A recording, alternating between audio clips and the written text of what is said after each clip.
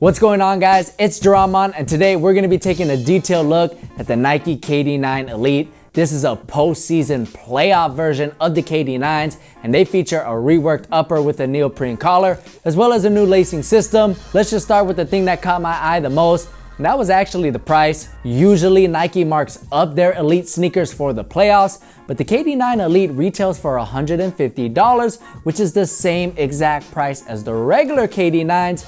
So it looks like Nike finally started to listen to all of those people who were complaining about the prices of their on-court models, and we're finally gonna get some competitive prices from the #1 sportswear company in the entire world, even if they don't have to, but still, it's pretty cool to see Nike give us more for the same price. The next thing that caught my attention was the fit, and it was absolutely horrible.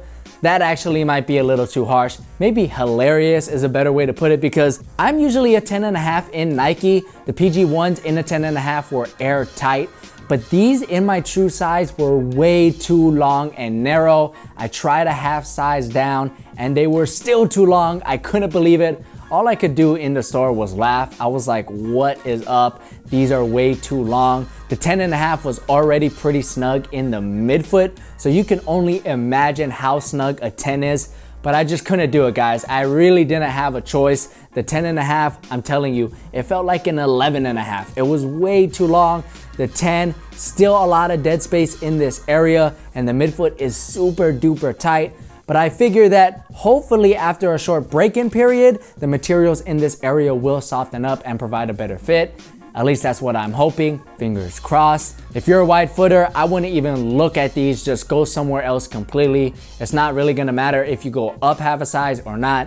These are just way too narrow and way too long for anyone who classifies their foot as wide. I'm sorry, but that's just the way it is. Obviously, the biggest change from the regular version to the originals is the upper as well as the collar area, which uses a neoprene sock-like design. This sock doesn't really snap to my ankle like I thought it would, but it doesn't get in my way either. It's just kind of there. And even though these technically aren't a low top, they definitely feel like one on foot. As for the upper, Nike reworked the Flyknit to be more true to what we see in popular Nike running models like the Flyknit Racer. And I gotta say, it's a pretty good attempt, especially in the midfoot where there are ventilation holes that are actually breathable. I know, crazy, right? The toe box, however, uses a very tight weave, and I also think it's very lightly coated with plastic because there is some dead space in this area, and that, coupled with the extremely long fit, just makes things even more difficult. But who knows, maybe the lockdown in these is so good that that dead space in the forefoot won't really matter.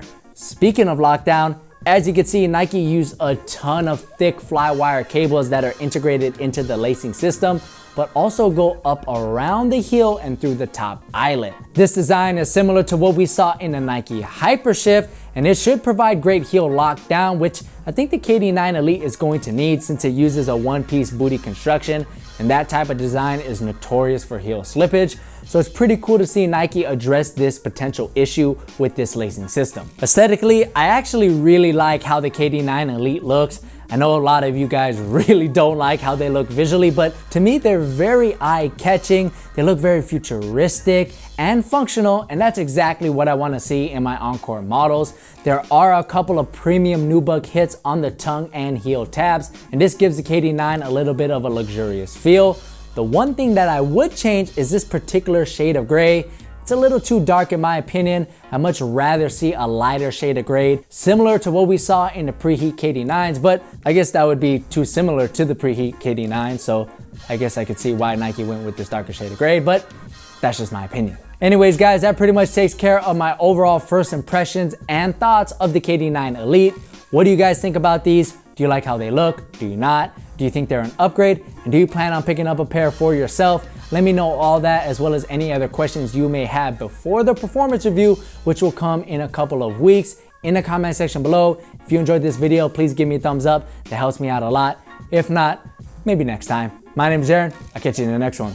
Peace. So when I first saw this photo of the D Rose 8, I was pretty excited. I think I like playing in the Derrick Rose signature line since we kind of have similar play styles as attacking point guards who like to go to the rim, and occasionally we throw up a couple of bricks from 3-point range. So enough with that. I just want to start with the thing that caught my eye the